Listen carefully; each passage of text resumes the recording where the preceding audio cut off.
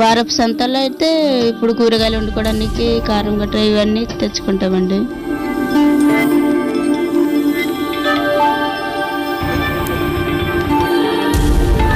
ఈ సంవత్సరం పంట పోయిన సంవత్సరం పోయిందమ్మా, లేదు.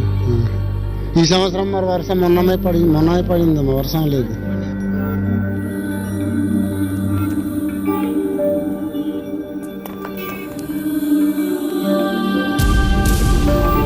కష్టపడి ఉపాధి కూలీలు పనిచేసి వచ్చిన డబ్బులంతా మేము ఖర్చు పెట్టుకుంటాము.